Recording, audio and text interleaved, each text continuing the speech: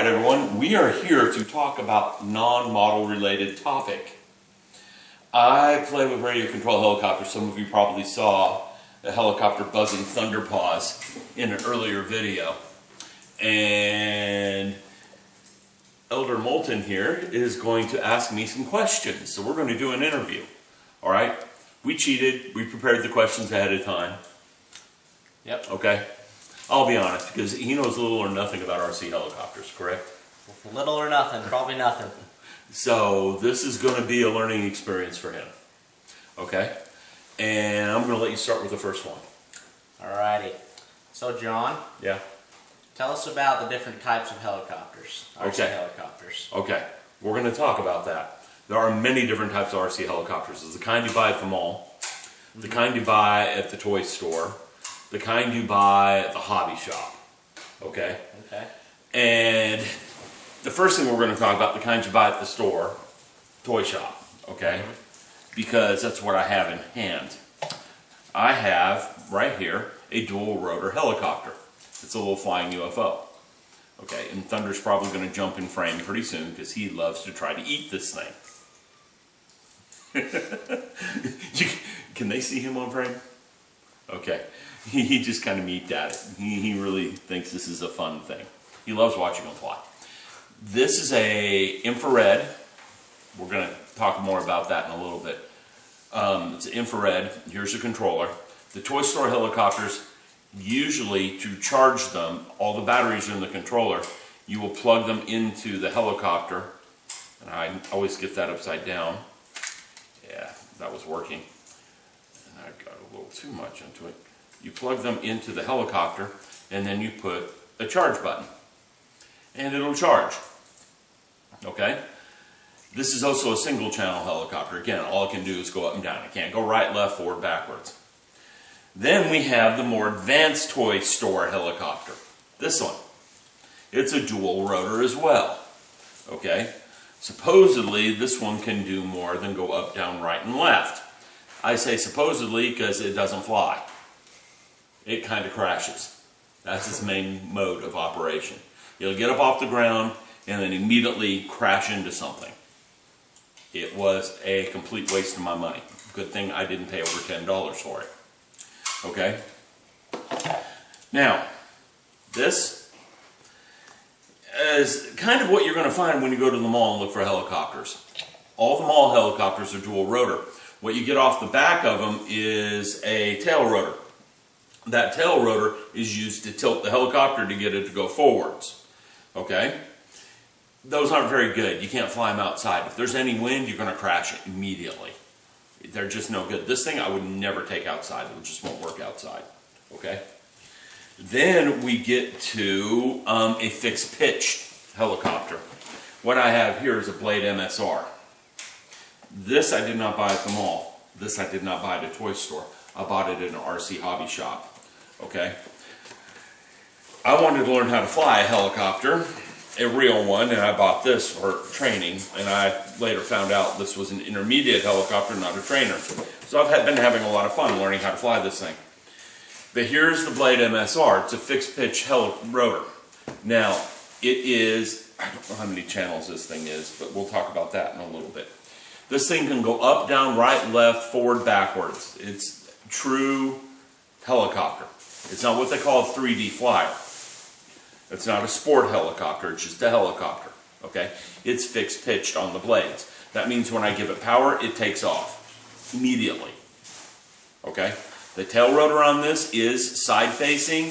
The tail rotor does spin the helicopter around right and left. Unlike the tail rotors on the mall helicopters. You don't want a tail rotor where the rotor's pointing up. That immediately tells you you don't want that helicopter. Okay? Immediately. I don't care how big it is. Bigger does not mean better. Okay? This one will outfly one of those big, huge mall helicopters any day. In fact, this can fly outside in 10-mile-an-hour wind. Oh, okay. I've flown it. Okay? Once you get past that, the next step up is something like this. This is still an indoor, basically, helicopter. It'll fly outside. I would not fly it in a 30-mile-an-hour wind. This is a Blade Nano Cpx. Okay? CP stands for collective pitch. It is not a fixed rotor helicopter. Okay? Alright. Not a fixed rotor helicopter. The blades, and you can see the difference in it already. These blades are flat. Whereas you look at these blades, they are not flat, they are curved. Yeah, they're curved. Okay? These are flat because the radio will change the pitch of the blades. In other words, these blades twist up and down depending on a servo. Okay? That means they're rotating at a constant rate. It's around 2,000 RPM that they rotate at. Oh, wow. Okay? And then you pull a lever on the servo and the blades bite into the air and the helicopter lifts up. So before you even take it off, you have to have the rotor spinning up. So this thing sits and waits a little bit before it goes off the ground. That's a sign you have a real helicopter on your hands. This I have not flown yet. It's waiting. Okay? It probably won't be too much longer before I start playing with this one. To be honest with you, I'm going to put it back in its box. It's safer that way. Because we have Thunderpaws, the helicopter eater. Alright. So, we got our different types. Dual rotor, fixed pitch, and collective pitch. And we got one more to show you guys. It's in a big box. This one. I've flown it twice. Looks like a big boy. It is. This is not a mall helicopter. This is a T-Rex 450. Okay. This is also a collective pitch. You can see I'm changing the pitch of the rotor blades. You can hear the servos moving. Okay. The whole thing works. The tail rotor spins in unison with the main rotor. Okay. This thing is full collective pitch. I shouldn't be pulling it like that. I should be pulling it down here. But anyhow, you can see that it's full collective pitch. There are, I think, 5 servos on this helicopter. I should count them. 4 servos on this helicopter. Okay, I think this is a 5-channel radio. But anyhow, this is a very, very different beast from those little ones. These blades are made of carbon fiber. Okay. Okay, rotating at 2,000 RPM. Pretty fast. Well, think about that for a minute. Carbon fiber blades, 2,000 RPM. Is this thing safe to be around? No. Absolutely not. That's why I've flown it twice. The second time off the ground, I realized how unsafe this thing was, and I better know what I'm doing before I take it off the ground again. You put it away for a little while. Yes, I'm putting it away until I'm learning what it is I need to do. I've got some people who want to teach me, actually. I might revisit them. They gave me that offer a year ago. I haven't been back since. Because I realized I was in over my head. And I just decided I'm not going to. Okay? So, we went over the types of helicopters. Yeah. What's next on your list?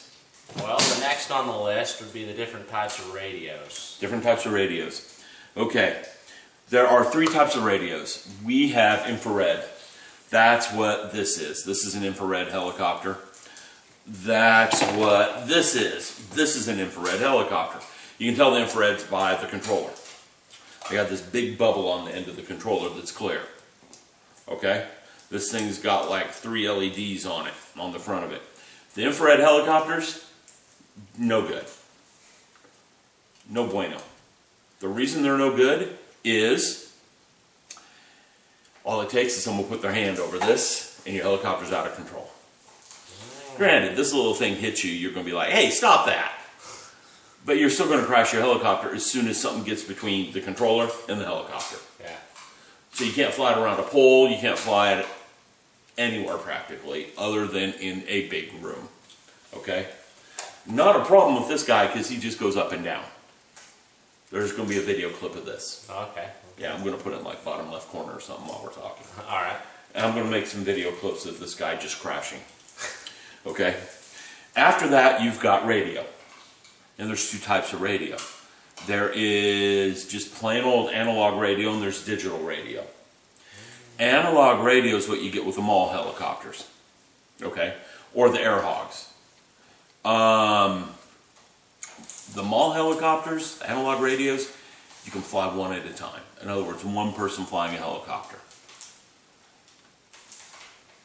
you can't fly more than one. Now, if you go with the digital radios like you get at the hobby shops, we could have like 5 of these little guys buzzing around the room at the same time, on the same frequency. So the mall helicopters, you have to watch your frequency. And they're going to have marked channel A, channel B, channel C. This one has channel A, B, and C on it. This one, this little guy. So you can fly 2 of these at once. Okay? In fact, he's got a mark on it. He's channel A. Alright, so you could fly a couple of those at once. But these guys, I could fit 15 of these hovering around in this room. We'd have poor Thunderpaws and Toma just crazy. So those are the different types of radios. Oh, okay. Okay? Now I've talked about radios. What about the different channels on the radios? Okay, a channel is like a degree of freedom. A 1-channel helicopter is going to go up and down. A 2-channel helicopter can go up and down, right and left. Or up and down, front and back. It can't go right and left, front and back at the same time. So, if you go to the mall and they say it's a 2-channel radio, the thing's going to have to stop moving forward before you can turn it right. Alright. Okay? Okay. Because you can't bank it. Because that requires 3 channels. Okay. 3 channels are up, down, right, left, forward, backwards. Okay? Alright. Now your more advanced helicopters like that T-Rex is a 5-channel helicopter. Because it's actually got a collective pitch. The next channel, up, down, right, left, forwards, backwards. The next channel controls the pitch of the blades. Oh, okay. The next channel controls the throttle. How fast the thing's spinning. So, and there's many other channels in addition to that. Something I forgot to do when we were talking about radios is to show you guys the radios I have. I have this thing right here. It is a DX7, if I remember right. Yes, it's not one of the new DX7s. They've completely redesigned it. This is about 2 years old. This is a digital radio. It can control 150 different helicopters. You put your presets in there and you just scroll through them at the beginning to see which radio you want to do. Okay? Now, these are extra features on the helicopter. Like I can have the landing gear go up and down by flicking this switch. Stuff like that. That's what these are for. These are also for flying, this will fly planes as well as helicopters. Okay. Okay, and you got to check that because there's probably a DX7 just for planes. And then there's a DX7 for planes and helicopters. The big difference is this stick right here. Yeah. On a plane, that stick's going to stay down. On a helicopter, it won't. Okay. Because the helicopters start with it in neutral position if it's a 3D flyer. It's a collective pitch helicopter, you're going to start with the neutral. On a fixed pitch, you'll start with it like that. Okay. Okay, I don't know if you guys can see that. This is for putting a shoulder strap so I don't have to hold it. Alright, so I forgot to bring this out. Now, there's your different types of radios. Alright. Okay, what else? So the next one is flight simulators. Do we need them?